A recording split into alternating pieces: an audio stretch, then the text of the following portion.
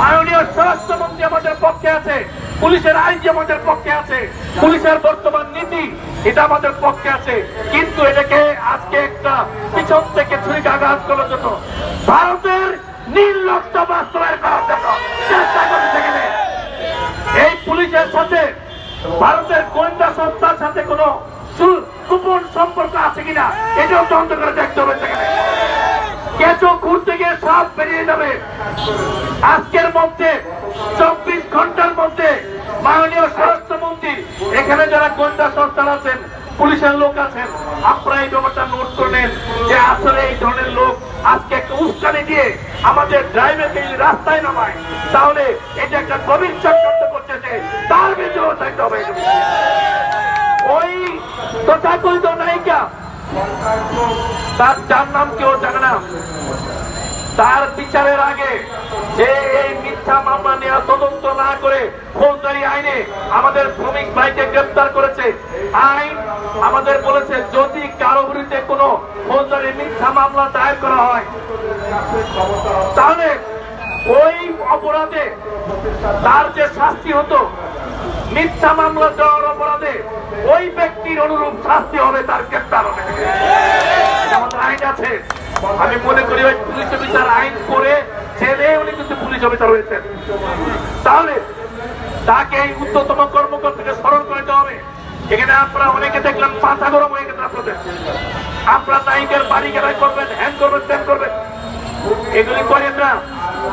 আপনারা আজকেই লিখে দেবেন পুলিশের আইনি সাহেবকে, ডিআইজি সাহেবকে দেন এবং ঢাকার যারা কর্মকর্তা আছেন তাদেরকে দেন, স্বরাষ্ট্র উপদেষ্টাকে দেন।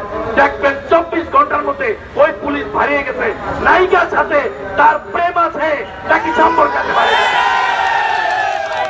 ওই পুলিশ অফিসার সাহেব নাম জানি না, ওই নিশ্চয়ই ওই এজাহারের মধ্যে আছে। আপনি ওই নায়িকার প্রেমে আজকে সিনেমা করেন কি এফডিসির মধ্যে, শ্রমিকের সাথে সিনেমা করতে আসবেন না, তাহলে আপনাকে আসল সিনেমা দেখাবে বাংলাদেশের শ্রমিকেরা।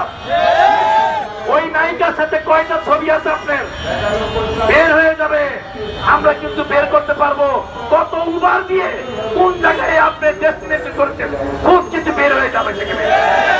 কেঁচো করতে যে সাপ বের করবেন না, আর আপনার পলিটিক্যাল এজেন্ডা বাস্তবায়নের জন্য চেষ্টা করবেন না। আমি এই কথা বলে আমাদের শ্রমিক ভাইদেরকে বলবো, আপনারা যা কিছু করবেন নিয়মতান্ত্রিক ভাবে করবেন। আপনারা অবশ্যই আজকের মধ্যে, আপনারা বিকেল 5টার মধ্যে আইজি মহোদয়, ডিআইজি এবং পুলিশ হেডকোয়ার্টার আপনারা আজকের মধ্যে সমস্ত অভিযোগ দায়ের করেন তার বিরুদ্ধে। যদি না হয় তারপরে আমরা বৃহত্তর আন্দোলন কর্মসূচি উবার পাঠাও করবো। শুধু উবার পাঠাও না, বাংলাদেশের সমস্ত রাস্তার চালক গাড়ি রাস্তায় থেমে যাবে, গাড়ি চলবে না। অবিলম্বে এটাকে তদন্ত করবেন, তদন্ত করে দোষী পুলিশ অফিসারের বিরুদ্ধে দৃষ্টান্তমূলক তার শাস্তির ব্যবস্থা করবেন, তাকে চাকরি থেকে বরখাস্ত করতে হবে। আমি এই কথা বলে আপনাদের সবাইকে বলবো, আবারও আন্দোলন করবেন নিয়মতান্ত্রিক ভাবে, আইনগত পন্থায়। পুলিশও কিন্তু আইনের উঠে না, আমরা আইনের উঠে না। অতএব আইন আমাদের পক্ষে, আইনকে আমাদের প্রয়োগ করতে হবে। আর যে ভাই আমাদের জেলে আছে, এই ভাইকে জেল থেকে মুক্ত করার জন্য আইনজীবীদের পক্ষ থেকে সহযোগিতা আমরা করে যাব। এই কথা বলে আমার বক্তব্য শেষ করছি। সিআরডিউ উবার পাঠানো শ্রমিক ভাই জিন্দাবাদ। সবাইকে ধন্যবাদ।